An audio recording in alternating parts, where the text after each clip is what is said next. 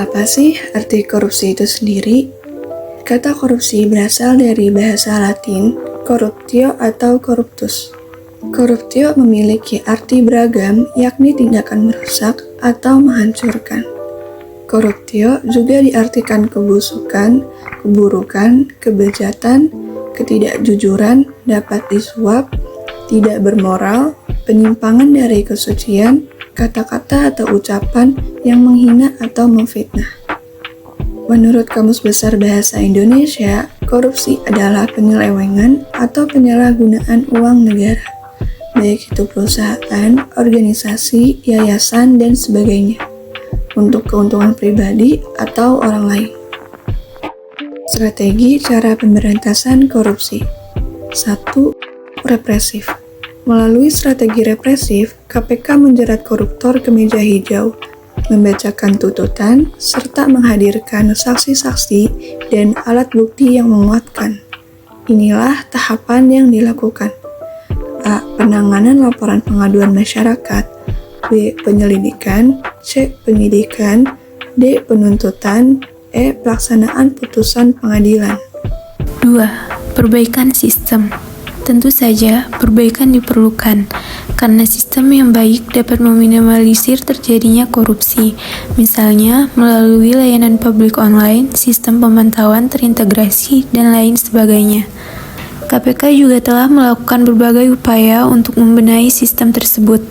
Berdasarkan berbagai kajian yang dilakukan, KPK memberikan rekomendasi kepada kementerian atau lembaga terkait untuk melakukan tindakan perbaikan.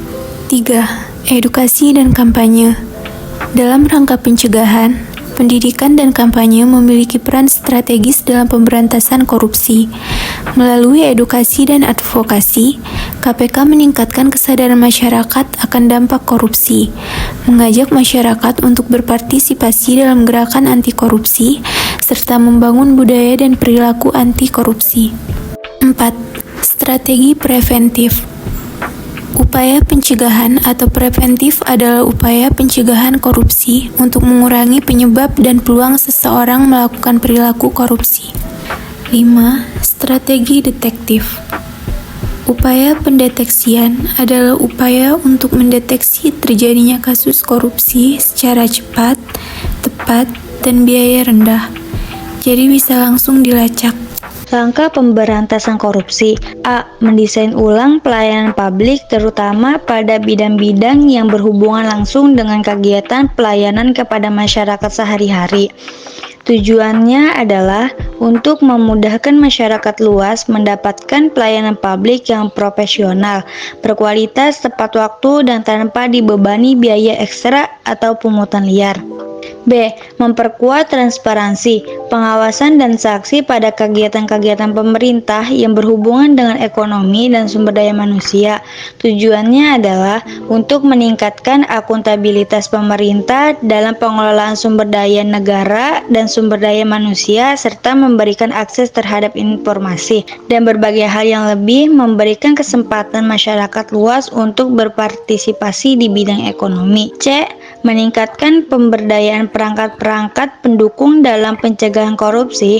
Tujuannya adalah untuk menegakkan prinsip rule of law, memperkuat budaya hukum, dan memberdayakan masyarakat dalam proses pemberantasan korupsi. Tampaknya memasukkan ke lembaga permasyarakatan atau penjara bagi koruptor bukan merupakan cara yang menjerahkan atau cara yang paling efektif untuk memberantas korupsi. Cara yang dapat dilakukan antara lain D. Adanya ketentuan untuk mengumumkan keputusan yang telah memperoleh kekuatan hukum tetap atas kasus korupsi melalui media massa. Ketentuan ini selain untuk memberikan informasi kepada publik, juga sekaligus sebagai sanksi moral kepada pelaku tindak pidana korupsi. Selain itu, perlu juga ditambah sanksi pencabutan hak kepada terdakwa kasus korupsi.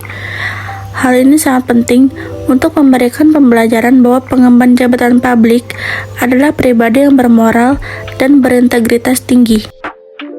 E. Penegakan hukum dalam rangka pemberantasan korupsi ini harus dilakukan secara terpadu dan terintegrasi dengan satu tujuan, yaitu untuk memberantas korupsi. Sumber daya manusia penegak hukum harus berasal dari orang-orang pilihan dan mempunyai integritas tinggi.